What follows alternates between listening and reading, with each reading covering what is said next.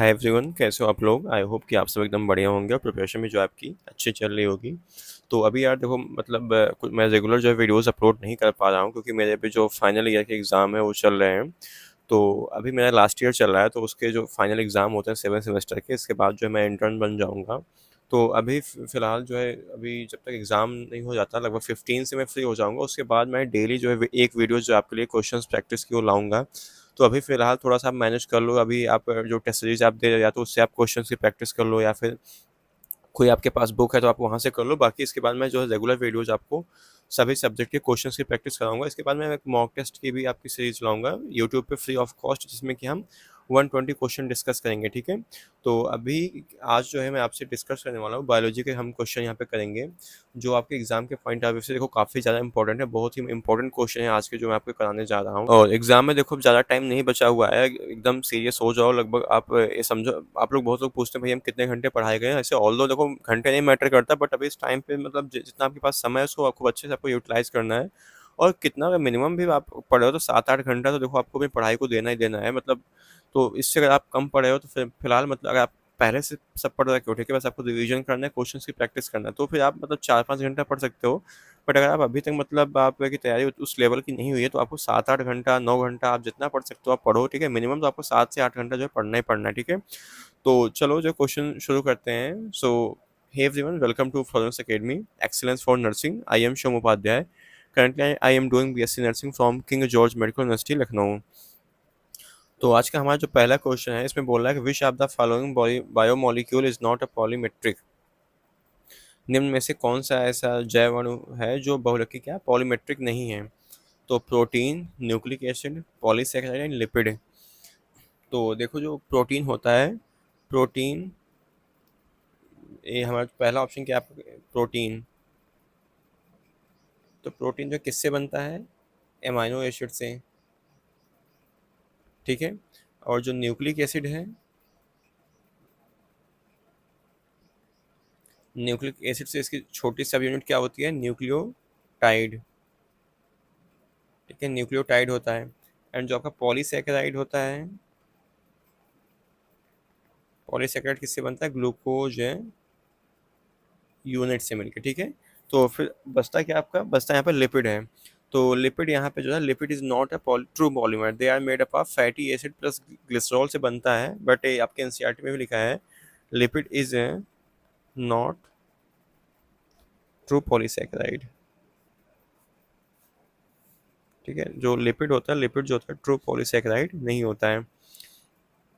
Video में आगे बढ़ने से पहले मैं आपको बताना चाहता हूँ कि अगर अभी तक आप लोगों ने जो है फ्लोरेंस एकेडमी का जो फुल सिलेबस का टेस्ट सीरीज है, अगर आप लोग इसे अभी ज्वाइन नहीं किया हो तो आप लोग इसे जाकर ज्वाइन कर लो, ठीक है। क्योंकि बहुत ही अफोर्डेबल प्राइस पे टेस्ट सीरीज अवेलेबल मैं आपको करा रहा हूँ। सिर्फ और सिर्फ कितने 99 रुपीज़ में आपको जो है 18 टेस्ट पेपर, मतलब 18 टेस्ट पेपर आपको प्रोवाइड किए जाएंगे। वो भी कैसे? फुल सिलेबस के होंगे, जो कि बाइलिंगुअल होंगे, मतलब कि हिंदी और इंग्लिश जो है दोनों मीडियम में होंगे। और इसके साथ अगर आप इसे ज्वाइन करते हो तो आपको फ्री ऑफ कॉस्ट जो है फार्मूला शीट प्रोवाइड की जाएगी फिजिक्स और केमिस्ट्री की। तो बहुत ज़्यादा हेल्पफुल आपके लिए साबित हो सकती है अगर आप इसे बाई करते हो।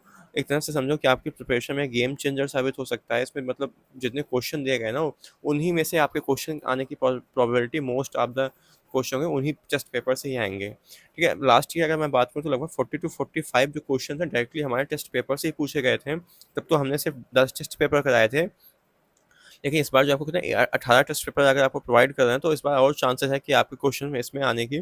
और अगर आप इसे टेस्ट पेपर को देते हो तो आपको रियल एग्जाम लेवल का जो एक्सपीरियंस होने वाला है, डिटेल आपको सभी टेस्ट के बाद सोल्यूशन भी प्रोवाइड करेंगे हम। जो टेस्ट है फुल सिलेबस का है। तो अगर आप लोग इसे बाय करना चाहते हो तो आप लोग 8115529251 पर भी आप व्हाट्सएप करो। वहाँ से आपको सारी इन्फॉर्मेशन जो है प्रोवाइड कर दी जाएगी। सिंपली आप उसे व्हाट्सएप पे जाओ, हाई का मैसेज कर दो, आपको जो है सारी इन्फॉर्मेशन वहाँ से दे दी जाएगी, कैसे आपको ज्वाइन करना है, क्या करना है, ठीक है। तो आगे बढ़ते हैं, अगला क्वेश्चन देखते हैं। अगला क्वेश्चन बोला था site of photosynthesis in plant. जो पौधे होते हैं, पौधों में फोटोसिंथेसिस का साइट क्या होता है? तो mitochondria, chloroplast, ribosome and nucleic acid. तो फोटोसिंथेसिस कहाँ पे होता है? क्लोरोप्लास्ट में होता है, ठीक है। तो माइटोकॉन्ड्रियम क्या होता है? माइटोकॉन्ड्रियम देखो रिस्पिरेशन होता है, ठीक है। जो रिस्पायरेशन होता है कहाँ होता है? माइटोकॉन्ड्रिया में होता है। राइबोसोम में क्या होता है? प्रोटीन की सिंथेसिस होती है, प्रोटीन यहाँ पे सिंथेसिस होती है। न्यूक्लियस क्या होता है? न्यूक्लियस कंट्रोल सेंटर होता है। एक तरह से समझो कि ब्रेन होता है। अगला है which kingdom include unicellular eukaryote. यहाँ पे आपको दिया है कौन सा जो है जगत है एक कोष की यूकैरियोट, ठीक है, एक एक कोष की यूकैरियोट्स को शामिल करता है। ऑप्शंस में है मोनेरा, प्रोटिस्टा, कवक एंड पादप। ठीक है, तो प्रोटिस्टा क्या होता है? प्रोटिस्टा जो होता है आपका, प्रोटिस्टा आपका यूनिसेलुलर होता है प्लस यूकैरियोट। यूकैरियोटिक जो होते हैं, लाइक एग्जाम्पल का आपको बताऊँ तो आप क्या होगा, अमीबा हो गया, ठीक है, अमीबा हो गया एंड पैरामीशियम। ठीक है, अमीबा एंड पैरामीशियम जो इसमें शामिल हैं। मोनेरा जो होता है, मोनेरा कैसा होता है? मोनेरा प्रोकैरियोट्स होते हैं। मोनेरा कैसे प्रोकैरियोटिक होते हैं। जो फंगाई क्या होते हैं? मोस्टली यूनिसेलुलर होते हैं। ठीक है, तो प्लांट क्या आपका हो गया? प्लांट तो मल्टी सेलुलर होता है। ठीक है, अगला है the primary CO2 acceptor in C3 plant. जो C3 प्लांट होते हैं, C3 प्लांट में जो प्राइमरी CO2 एक्सेप्टर जो है कौन होता है? ठीक है, तो ऑप्शंस में है RUBP, PP, OAA and PGA। ठीक है, तो देखो जो first step of Calvin cycle में क्या होता है, जो केल्विन साइकिल होती है इसमें CO2 प्लस RUBP का फुल फॉर्म क्या होता है? राइबोलोज बिस फॉस्फेट। इससे क्या बनता है? PGA बनता है। PGA और एंजाइम जो उसमें जो कैटलिस्ट का काम करता है जोबिस्को होता है, जोबिस्को। ठीक है, तो कार्बन डाइऑक्साइड और RUBP मतलब राइबोलोज बिस फॉस्फेट जोबिस्को की प्रेजेंस में मतलब रिएक्शन होगी और क्या बनेगा आपका? PGA। ठीक है, तो PGA बनता है, तो जो और बाकी फॉस्फोइनॉल PP जो होता है, फॉस्फोइनॉल फॉस्फेट जो होता है C4 प्लांट में पाया जाता है। ऑक्सैलोएसिटिक एसिड जो होता है वो किसमें एक तरह से इंटरमीडिएट का काम करता है। और जो PGA होता है, PGA a accept not acceptor, ठीक है, एक्सेप्टर नहीं है। तो सही ऑप्शन क्या आपका हो जाएगा? RUBP। ठीक है, तो जो प्राइमरी CO2 एक्सेप्टर इन C3 प्लांट में क्या होता है? RUBP होता है। अगला है which hormone is responsible for the cell elongation. कोशिका की लंबाई में वृद्धि के लिए जो है कौन सा हार्मोन जो उत्तरदायी होता है? ठीक है, तो आपकी ऑप्शंस हैं cytokinin, auxin, ethylene and ABA। ABA मतलब क्या होता है? एबिसिसिक एसिड। ठीक है, तो पौधों के क्या बोल रहा है? इलोंगेशन मतलब कोशिका लंबाई। ठीक है, सेल इलोंगेशन। तो सेल इलोंगेशन के लिए कौन सा हार्मोन जो है रिस्पॉन्सिबल होता है? तो जो ऑप्शन आपका ऑक्सिन होता है। ऑक्सिन बेसिकली जो है प्लांट्स के टिप पे पाया जाता है। दैट्स वाई आप देखते हो कि जो प्लांट होते हैं उनको ऊपर से क्या करते हैं? कट कर दिया जाता है, तो एक तरह से मतलब काफ़ी अच्छा एक बुश बन जाता है। जैसे जब किसी प्लांट को हमें कोई शेप देना होता है तो हम उससे क्या करते हैं? ऊपर से कट करते जाते हैं। दैट्स वाई कि ऑक्सिन कहाँ? प्लांट के टिप पे मतलब जो भी उसके ब्रांचेज होती हैं, ब्रांचेज के टिप पे जो है ऑक्सिन पाया जाता है। तो ऑक्सिन ही बेसिकली रिस्पॉन्सिबल होता है सेल इलोंगेशन के लिए। अगला क्वेश्चन है the functional unit of kidney जो होती है उसकी क्या होती है? गुर्दे की जो क्रियात्मक इकाई क्या होती है? Neuron, nephron, alveoli and glomerulus. तो जो फंक्शनल यूनिट किडनी की होती है क्या होती है? नेफ्रॉन होती है। ठीक है, आप सभी को पता होगा। न्यूरॉन क्या नर्व सेल होती है। एल्वियोलाई लंग्स की होती है। ठीक है, लंग्स की होती है। एंड ग्लोमेरुलस बेसिकली क्या होता है? पार्ट ऑफ नेफ्रॉन होता है, पार्ट ऑफ नेफ्रॉन होता है। ठीक है, अगला क्वेश्चन है डीएनए रेप्लिकेशन इज। डीएनए की जो मतलब प्रतिकृति होती है conservative, semi conservative and dispersive and random. तो जो डीएनए का जो रिप्लिकेशन होता है बेसिकली वो क्या होता है? सेमी कंजर्वेटिव होता है, मतलब कि अर्ध संरक्षी होता है। ठीक है, मतलब जब एक जनरेशन से दूसरे जनरेशन में पास होता है तो क्या होता है इसमें कुछ वेरिएशंस भी हो जाते हैं। दैट्स वाई क्या होता है? डीएनए जो होता है सेमी कंजर्वेटिव होता है वो। ठीक है, और इसको जो प्रूव किया था किसने? मैस्लियोन एंड स्टेल एक्सपेरिमेंट्स इसको जो है प्रूव भी किया गया था। ठीक है, एंड अगला क्वेश्चन है which enzyme is use DNA replication. DNA प्रतिकृति में कौन सा एंजाइम जो है प्रयुक्त होता है? ऑप्शंस में आपके DNA polymerase and ligase and helicase. तो डीएनए रिप्लिकेशन में जो एंजाइम मतलब हेल्प करता है क्या होता है? DNA polymerase. ठीक है, तो डीएनए पॉलीमरेज बेसिकली क्या करता है? Adds nucleotide. ठीक है, क्या करता है? Adds nucleotide. ठीक है, बाकी और भी एंजाइम मैं आपको बता दूं। जैसे आपका जो लाइगेज होता है, लाइगेज क्या करता है? जॉइंट्स करता है। एक तरह से जो ग्लू का काम करता है, जो लाइगेज होता है, लाइगेज ग्लू का काम करता है, जॉइंट्स करता है किसको, जो फ्रेगमेंट होते हैं उनको क्या करता है, जॉइंट करता है। और जो हेलिकेज होता है, हेलिकेज क्या करता है, अनवाइंड करता है, ठीक है। ये समझो कि ये जो मैं आपको इसमें जितने समझो ऑप्शंस हैं और जो क्वेश्चन है बहुत इंपॉर्टेंट है, मैं इसको डबल स्टार मार्क कर दे रहा हूँ। ये जो बेसिकली लाइगेज आया था, लाइगेज आपके सीनेट के एग्जाम में जो आ चुका है, ठीक है, तो बहुत इंपॉर्टेंट है कि उसमें बेसिकली लाइगेज का फंक्शन पूछा था। तो लाइगेज से क्या काम होता है, ज्वाइंट करना, ठीक है, जो इसके फ्रेगमेंट्स होते हैं, ठीक है। एक तरह से बेसिकली बेसिकली क्या है, ग्लू की तरह काम करता है। तो बहुत इंपॉर्टेंट क्वेश्चन है, इसको आप लोग इसके जो सिर्फ क्वेश्चन ही मत देखा करो, उसका जो सही ऑप्शन है ना सिर्फ उसी पे मत जाया करो, बाकी जो ऑप्शन गलत हो जाते हैं ना उनको भी देखते रहा करो कि मतलब अगर ऑप्शन गलत है तो ये कहाँ पे सही हो सकते हैं, क्या इनसे क्या क्वेश्चन बन सकता है। थोड़ा अपनी ना जो थिंकिंग कैपेसिटी है इसको थोड़ा बढ़ाओ, इंक्रीज करो, ठीक है। थोड़ा और आगे तक का सोचो कि सिर्फ सही ऑप्शन पे टिक करके मत आगे बढ़ो, जो गलत है ऑप्शन है उन पे भी थोड़ा ध्यान दिया करो, ठीक है, क्वेश्चन जब करते हो प्रैक्टिस। आगे है अगला क्वेश्चन कि which gas is release during photosynthesis. जब फोटोसिंथेसिस होती है तो कौन सी गैस होती है जो रिलीज होती है, तो क्या होती है यहाँ पे O2, ठीक है। अगला है विच of the following is a क्या है, कनेक्टिंग लिंक। निम्नलिखित में से कौन सा जो संयोजक लिंक है। तो ऑप्शंस में आपके हैं peripatus, frog, human and fish. तो क्या हो गया, पेरीपेटस जो होता है, पेरीपेटस है किसके किसके कनेक्टिंग लिंक है, एनिलेट्स के, ठीक है। यहाँ पे एक मिनट, किसके किसके हैं, एनिलिड्स प्लस आर्थ्रोपोड्स, ठीक है, आर्थ्रोपोड्स के हैं। अगला क्वेश्चन है कि विच ब्लड सेल से हेल्प इन क्लॉटिंग। कौन सा मतलब रक्त के कण है जो जमावट में सहायता खुद करते हैं, RBC, WBC and platelets and plasma. तो क्या होगा इसका सही ऑप्शन आपके यहाँ पे जो होगा प्लेटलेट्स। प्लेटलेट बेसिकली आपको क्या करता है, रक्त के जमने में जो हेल्प करता है। बाकी जो डब्ल्यूबीसी का काम क्या, बॉडी को प्रोटेक्ट करना होता है, जो भी एंटीजन होते हैं। और ठीक है, आरबीसी क्या करता है, ऑक्सीजन कैरी करता है। तो सही ऑप्शन क्या होगा, 11th का यहाँ पे सी होगा, ठीक है, प्लेटलेट्स। अगला है the genetic material in most of organism. अधिकांश जो जीव होते हैं उनमें जेनेटिक मटेरियल क्या होता है। तो ऑप्शन है आपका आरएनए, डीएनए, प्रोटीन, लिपिड। तो प्रोटीन लिपिड तो पहले कर गया, बचा क्या, डीएनए, आरएनए। तो जो मोस्ट ऑफ देखो जो मतलब एनिमल होते हैं उनमें जो जेनेटिक मटेरियल होता है क्या होता है, डीएनए होता है, ठीक है। तो क्या होगा इसका सेकंड ऑप्शन जो है सही होगा। अगला है pH of human blood. Most important question आपके एग्जाम में आ सकता है। इसका जो जो मतलब मानव रक्त का जो पीएच होता है कितना होता है, तो लगभग 7.4 होता है। अगर नेचर पूछे तो क्या होता है, स्लाइटली कैसा होता है, बेसिक होता है, ठीक है।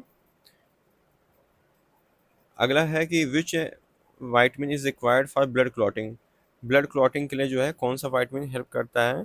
तो देखो पीछे क्या है, वहाँ पूछा सेल पूछा था, यहाँ पे वाइटमिन पूछा है। और ये भी क्वेश्चन काफ़ी इंपॉर्टेंट है। तो vitamin A B C K। तो वाइटमिन जो के होता है, के किस में हेल्प करता है, यहाँ पे रक्त के थक्का जमने। मैं आपको एक काम दे रहा हूँ, देखिए जितने वाइटमिन ए है, बी है, सी है, के है, इन सब के आपको क्या केमिकल नेम जो है वो, ठीक है, लिख के याद कर लेना, ठीक है, इनके केमिकल नेम क्या क्या होते हैं, ठीक है।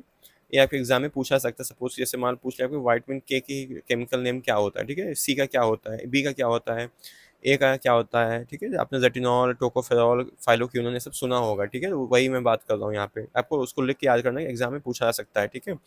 अगला है the unit of heredity is. आनुवांशिक की जो इकाई होती है क्या होती है। तो क्या होगा इसका सही ऑप्शन यहाँ पे ऑप्शंस में है chromosome, DNA, gene and RNA. तो क्या होगा 15 का सही ऑप्शन क्या होगा, यहाँ पे आपका जीन होगा, ठीक है, मतलब सी ऑप्शन आपका सही होगा। अगला है which vitamin is required for blood clotting. फिर से सेम क्वेश्चन रिपीटेड है, तो क्वेश्चन जो है वही होगा इसका सही ऑप्शन। अगला है the end product of glycolysis is. Glycolysis का जो है अंतिम उत्पाद क्या है, तो pyruvate, glucose, ATP and NADH. तो 17 का क्या होगा यहाँ पर सही ऑप्शन आपका पायरुवेट। जो सिर्फ आप पूरी रिएक्शन मत याद करो, सिर्फ इतना याद कर लो, ग्लाइकोलिसिस जो होता है, ग्लाइकोलिसिस का एंड प्रोडक्ट क्या होता है, क्या होता है, पायरुवेट, ठीक है, इतना आप याद रखो। अगला क्वेश्चन है कि which plant tissue transport food. पौधों में पादप में ऊतक भोजन का परिवहन कौन करता है। तो xylem, phloem, cambium and cortex. तो क्या होगा इसका सही ऑप्शन 18 का यहाँ पे फ्लोएम, ठीक है। फ्लोएम जो होता है प्लांट में क्या करता है, फूड का ट्रांसपोर्ट करता है। अगला है which disease is caused by bacteria. निम्न में से जो कौन सा बैक्टीरिया से होता है, तो malaria, tuberculosis, AIDS and dengue. तो क्या होगा यहाँ पे, ट्यूबरक्लोसिस।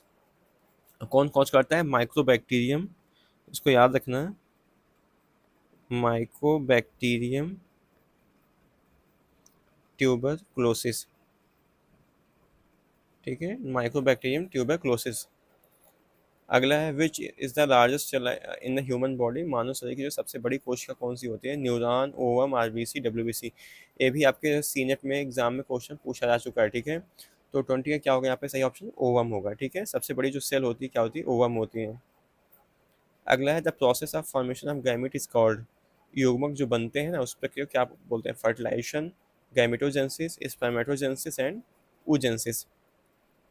तो जब गैमीट बनते हैं, गैमीट को क्या बोलते हैं, यहाँ पे होगा गैमेटोजेंसिस। ठीक है, फर्टिलाइजेशन मतलब होता है जब स्पर्म और ओवा आपस में क्या होते हैं, फ्यूज होते हैं, जब मिलते हैं तो क्या होता है, उनमें निषेचन होता है, मतलब फर्टिलाइज होता है एग, तो उसको क्या बोलते हैं, फर्टिलाइजेशन बोलते हैं।